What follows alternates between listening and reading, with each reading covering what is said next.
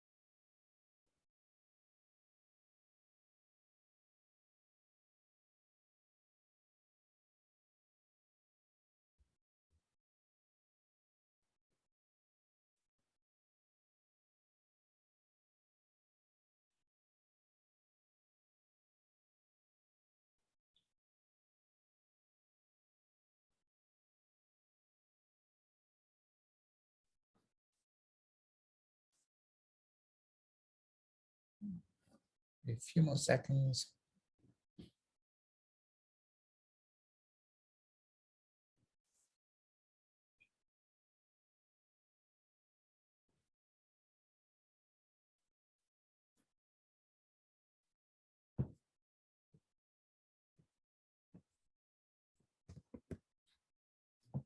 So I'm gonna have you start reflecting on what you read with a few questions. This is just for you to independently think about a scenario, reflect on it, and really just if you want to take some notes down just for yourself that you can talk about in your group later on. This is time to do that. So this right now we're just kind of focusing on first reactions to these questions. I'll put those questions in the chat as well so we can go back and forth to the scenario on the slides if you need it.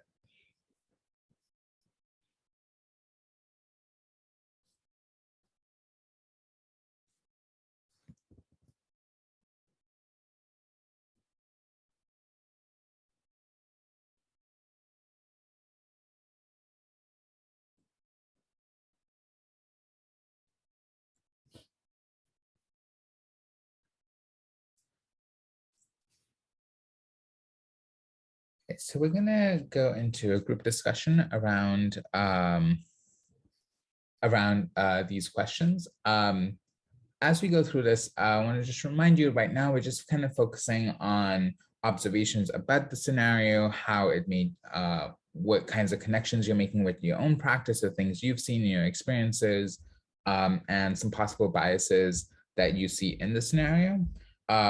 We're not getting into kind of analyzing the intent behind it or the impact or how to respond to it as yet. We want to just kind of follow the process of doing this in the stages so that way we can really focus and dig in deep with each part of the scenario. So at this point, I'd like to open it up for anyone who'd like to just unmute and start talking and discussing about their initial reactions.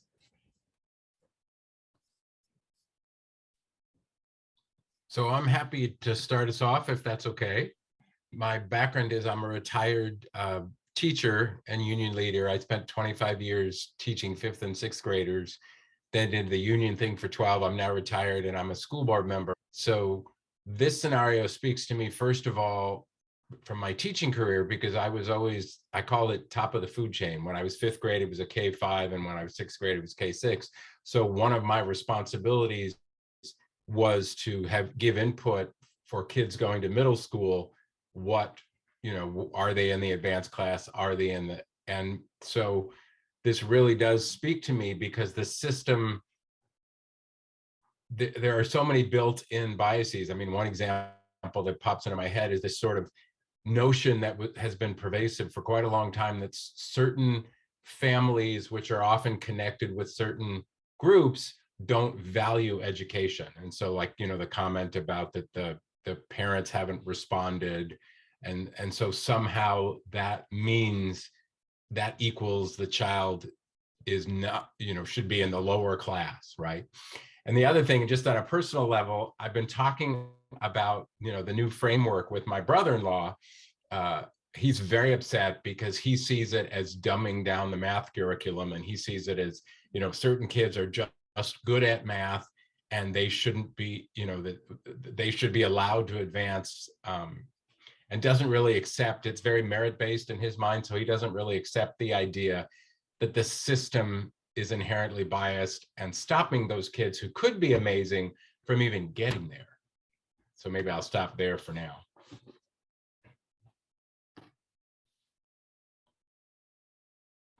I can jump in. I'm in a PhD program now, but I taught as a special educator and a 6th grade teacher in Oregon for many years.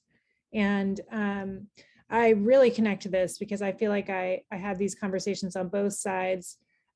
Like Brian said, we were top grade level at 6th grade in my district. And I was also on the district math leadership team towards the end of my career before moving on. And these notions of ability are really connected with math, and the idea that someone needs extra time does not equate ability in math.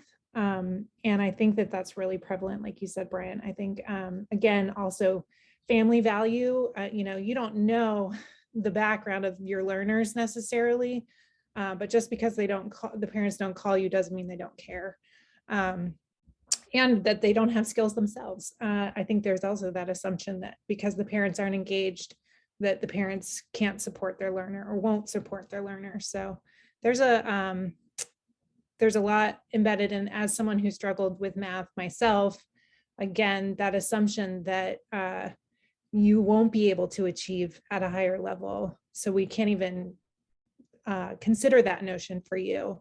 You know, it's very deficit oriented instead of thinking about the supports that could be put in place to help that learner be successful. So those are my first thoughts.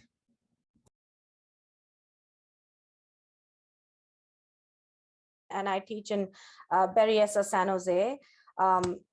I also have some accelerated classes this year. So this kind of, it's like me shouting out loud for many reasons. So I connect to that in many different levels as a parent, as a teacher, and as a member of the community myself. So one of the things that stood out when I read this scenario was that it's a one-sided perspective that's visible up front to me. I fail to see a holistic situation here.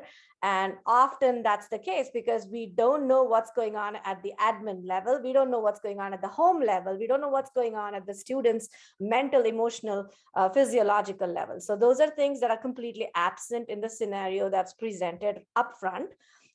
There are, innumerable types of biases and stereotypes and inequities that are visible, but personally, I feel that this is something that's also very visible, like Brian said, in not just our community at every elementary, middle, high level, but the other part is I have also experienced the other side where the parent really wants the child to be in that accelerated advanced program, but they say that, oh, he didn't make the cutoff grade or the score. So that's the other side of it, where just one test dictates kind of how this child is going to be set for the how okay is that? How are we accepting that as a community? So that's another side of the scenario that I connect to, which is not directly visible in the scenario posted, but it's a passive look at it. So, okay, I'll stop right now and we'll come back to that. I know you said we'll dig later, Rohan, so I'll stop here. So actually, that's a good segue into our next set of questions around this. Sanjay, you brought up a really important point. If this scenario presents a very one-sided view at this, and there's so many, like, we don't know what's happening at so many different levels around this situation. So I'm gonna bring up the next set of questions. So we'll have another minute to kind of just think about the questions for yourself, and we'll go into some more discussion to continue talking about that. So we're thinking about the intent So what might have been the intent of the two people in the situation, Mr. Martinez and the guidance counselor, was the original rationale behind the decision, but considering all the perspectives. So the guidance counselor's perspective, potentially admin perspective, parent perspective, student perspective, Mr. Martinez's perspective, and how might implicit bias be at play in those different interactions.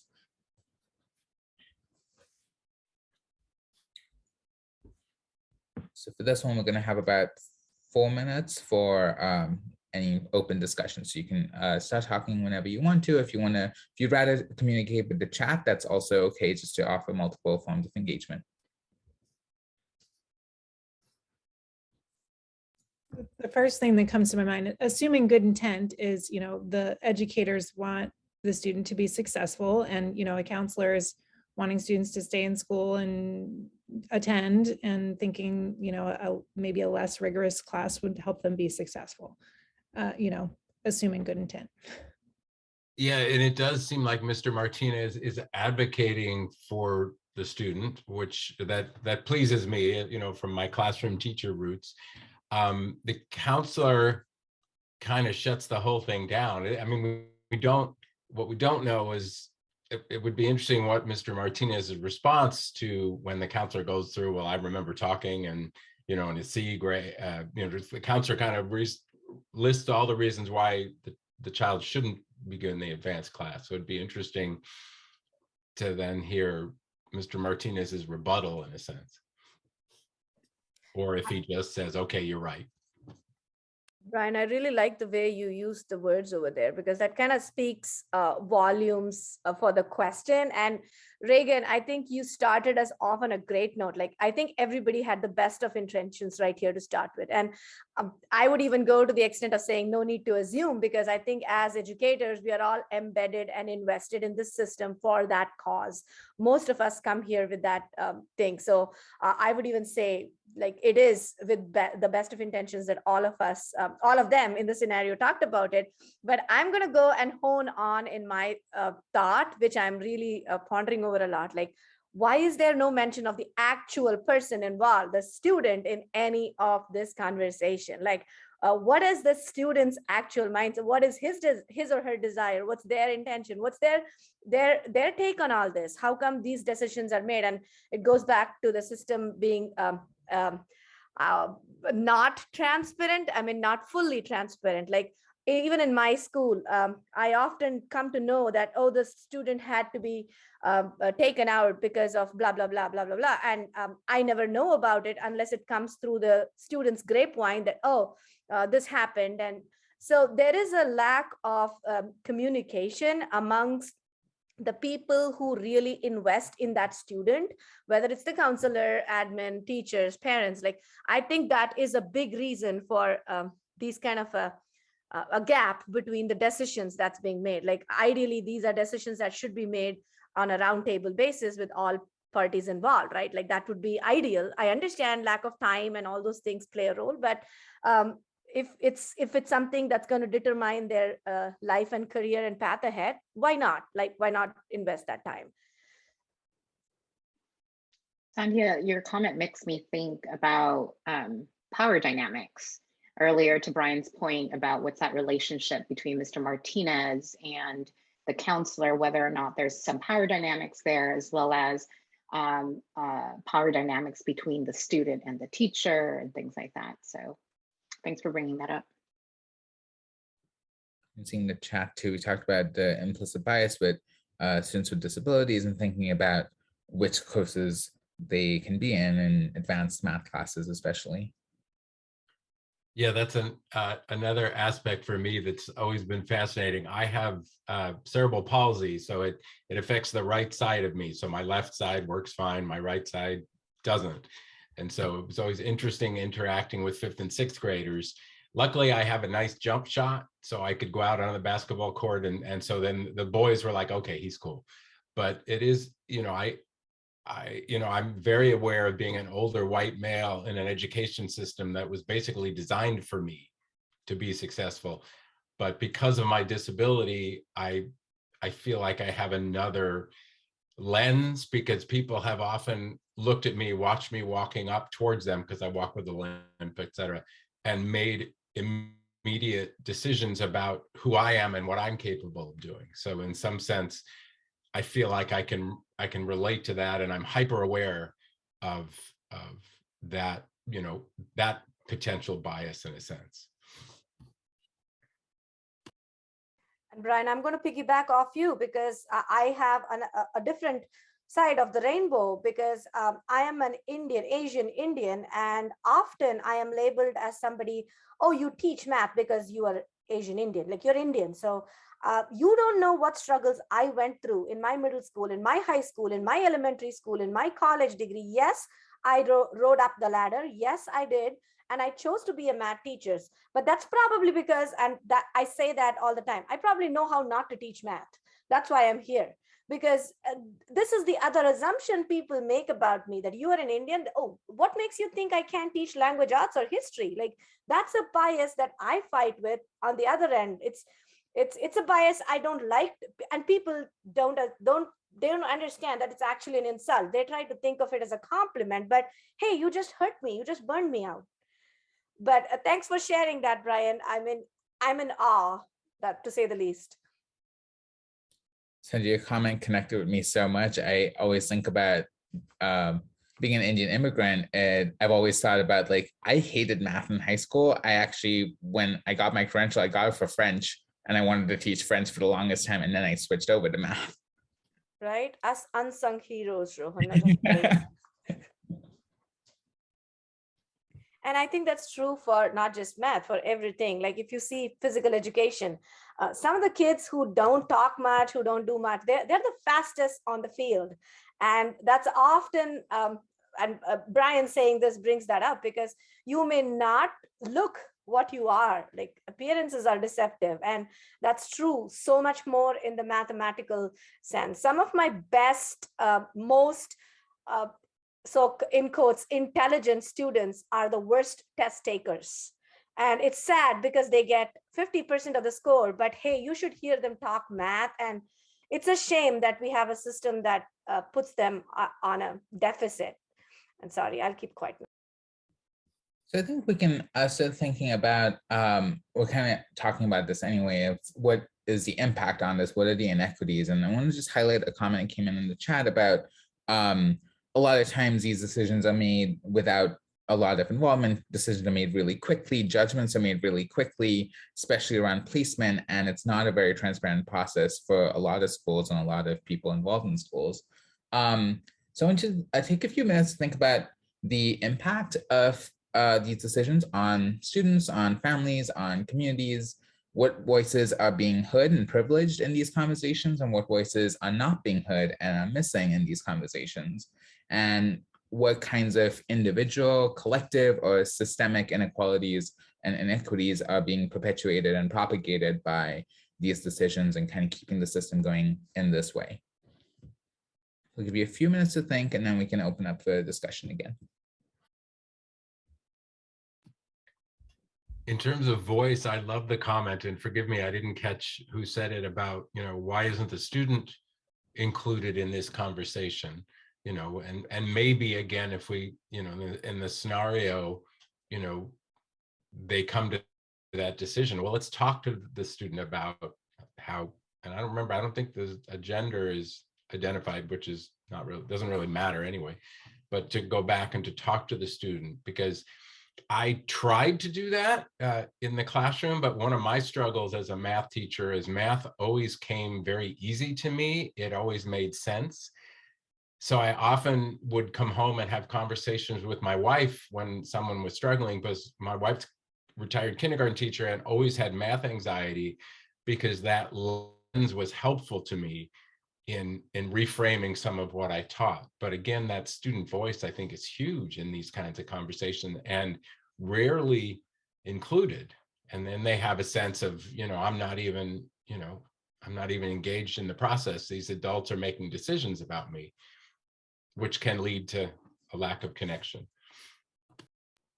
And we bring in the students and their voices when it comes to things that are worrisome for the community, like for example, a suspension or something like that, right? When the child does something inappropriate or not okay with the school rules, then the student is the center of the speech. Like they're listening to all this, but when it comes to something that they should be inclusive about, it's completely absent. So I was thinking a lot about the impact. We talk about student loans and, setting students up where they graduate, where they need to enter college or community college, taking remedial math courses just to catch up. The opportunity gap is huge there. We're putting kids way behind where their peers are just by small decisions that we think are for a student. So I think, students' self-efficacy for math. If I can't make it into the advanced math class, I must not be very good at math. So why even bother with math? Lifelong career impacts there, and just, small decisions that can impact a lot. Wondering about, we touched on this a little bit earlier, but one part of the scenario talked specifically about the IEP that the student has, and we talked a little bit about disabilities and how that kind of plays into it. I'm wondering what you think about that impact and inequity in this situation. It always bites me that people don't understand that there are students who are so-called labeled as twice exceptional. So why can they not be part of, give them a chance? Like they always say, just because he's autistic, oh, he's autistic, he doesn't need to be in the advanced math class. Why not? Like that kid probably has that side of the brain that's really this thing. So yes, I do. Well, IEP has its place and its impact and its voice, especially in the academic setting. But why can't that IEP be the actual, plate that sets the student as the, dish ahead? So why can't that be the reason the student is praised with the needed accommodations and modifications, and see if the student can actually thrive? Why is that something that's negatively impacting a student's path ahead? Why can't it not be something that's positive? Yeah, that resonates with me. I mean, unfortunately, often the IEP itself is a deficit model, but I always envision that worksheet that has 30 problems on it, and why is it necessary to complete all 30 to demonstrate mastery? You could have a child with an IEP on a modified system that does, one column of the 30 does 10 problems, but clearly demonstrates mastery, gets 8 or 9 correct, and yet that's seen as 8 or 9 out of 30, right? And so it's that bias. Part of that bias is that built-in deficit model, as several people have mentioned, throughout the whole system. To jump on that too, I mean, we don't even know, just because a student has an IEP does not mean that they have specific goals in math. So to make the assumption that they need additional supports in math is, taking it a long way from, I think that an IEP can be an amazing pathway to supporting a student if it's well written and well implemented. That gives you an incredible tool. Not every kid comes with a document that tells you how to serve them effectively. So you can see that as a helpful tool for supporting that student. Yeah, I just want to highlight on the comment in the chat about advanced classes. A lot of times the word we use for it is for focused students, and focus can be a very loaded term that means a lot of different things depending on the person looking at it. It could be something that falls under an IEP, or it could be something that's mislabeled. So that was an interesting comment that I saw.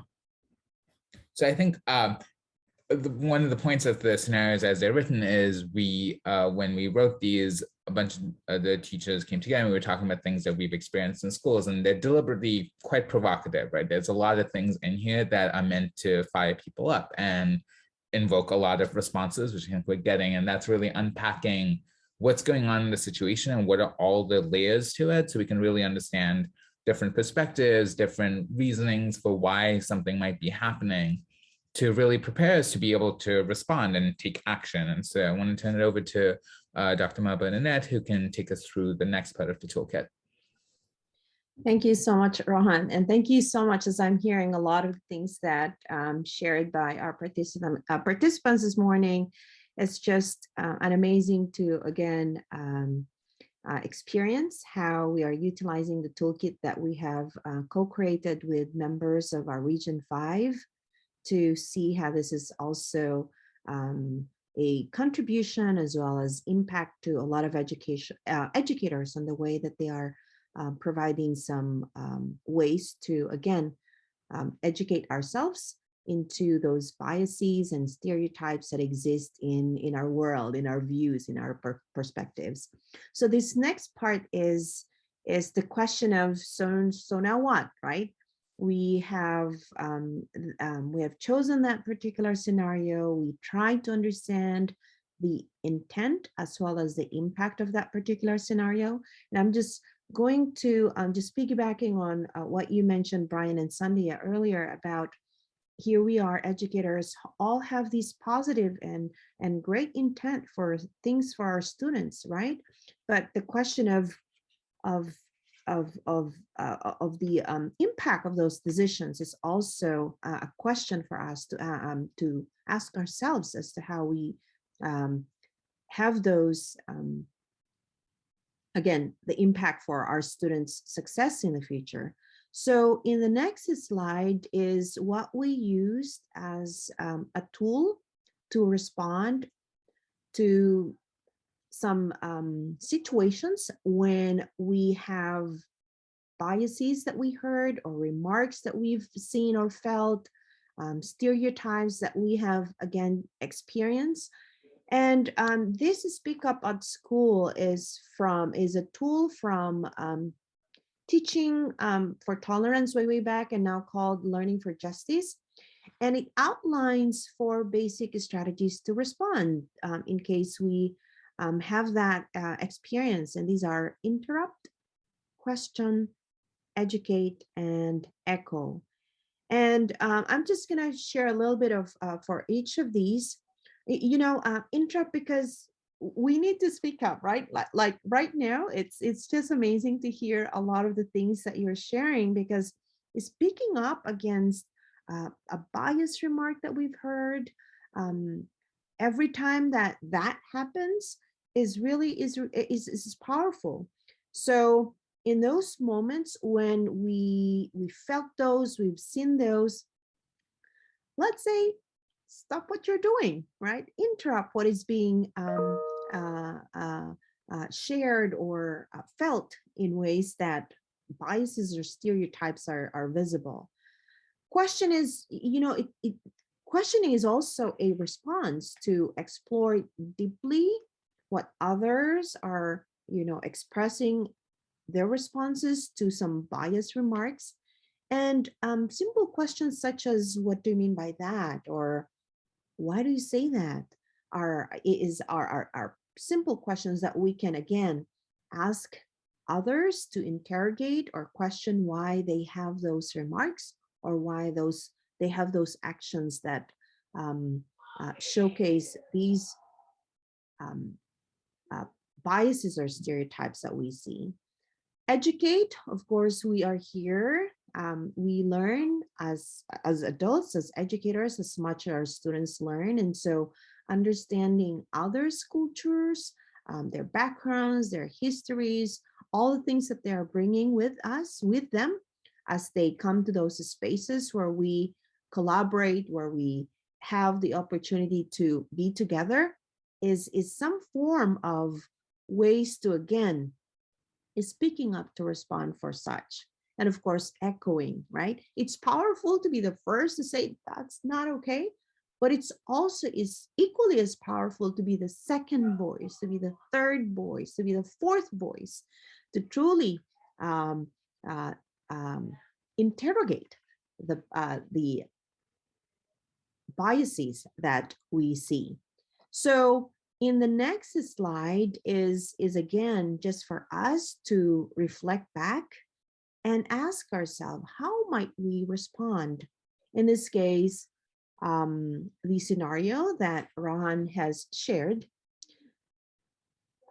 to considering the different hats that we have. So maybe a respond if you were Mr. Martinez, or a respond if you are a parent to that student, or a respond maybe if by chance you overheard it, and sometimes there's an opportunity to respond for that. And I'm just going to share with you, I think we also have a copy of the tool that we are sharing. And I just dropped that copy in the chat as well, as a way to think through about how might that respond look like, using your lens, using the hat that you would like to consider. And the third question that we have is also, what impact do you hope to have by responding? And again, just utilizing that particular hat that you wear, either as a parent, as Mr. Martinez, as a teacher, as an individual, as a collective, as a site, or as a system as a whole, that would be impactful to consider as well. So I know we are sharing these materials for you to be thinking about, and hopefully that when you have the chance to share this particular tool that we have provided here, that this structure and the protocol are going to be useful for your community, our community, to again interrogate the biases that exist in the learning spaces that we have. And I do know we have a few minutes to spare with you. And actually the next 2 slides is for us supposedly to, again, send you to vacant rooms, share, and so on and so forth. But it would be, again, nice to share those resources that we also have with you. And I'll give this to Jenny. So the last 2 slides that we have basically will end off our scenario toolkit. And these are just resource slides that folks can continue to utilize if they want to continue their learning journey. Again, resources that can be used to support your own response to the scenario. On the left side, you'll see links to websites that contain really helpful documents that we as a team have utilized. And then on the right-hand side is simply a list of folks that you commonly may or may not be working with at the site and or district level. So always really leaning towards your colleagues can be a really valuable resource, especially as we're responding to inequities. We want to begin by closing out and inviting you to continue your journey with us. And if you want to learn more, we would love for you to join our interest list for any future professional learning opportunities and or even opportunities to collaborate together. So you see the URL there, excuse me, the tiny URL there, and utilizing the QR code as needed. And then finally, just spending the remaining minutes by kind of walking you through the actual toolkit itself. And so I'm going to ask one of my colleagues to drop the bit.ly link and just to kind of show you what that looks like once you get onto the site. So once you get into our Region 5 Community of Practice, you'll be in that home tab. You're going to go straight down to where it says Mathematics for Social Justice Toolkit, and then you can see there are currently 2 scenarios that are available. The one that we engaged in today was the placement scenario, and just really quickly taking you through, it's very clearly noted. There are facilitators guides that have been already produced and vetted for you. You have slide decks, hyperlinked everywhere, and as well as participant materials. You'll see an agenda, a note-taking guide in which we didn't use today, but that is available to you. And then also any sample responses. So again, I mentioned earlier, you'll have sample responses that we utilize during our pilot versions of both of these scenarios. And it just kind of gives you a feel for kind of what are some of the responses that are coming up. And that is it, folks. Thank you so much for being with us this morning. I want to leave the remaining 2 minutes. If you have any questions, or if you need any more ideas, or if you just want to be a thought partner, Rohan and Bernadette and I will be here for the remaining 2 minutes. And with that, we wish you a really great rest of your Saturday. And thank you again for joining us. I'm going to hand it over to Rohan and Bernadette if they'd like to say some closing words. Thank you so much for joining us. Yeah, thank you for joining.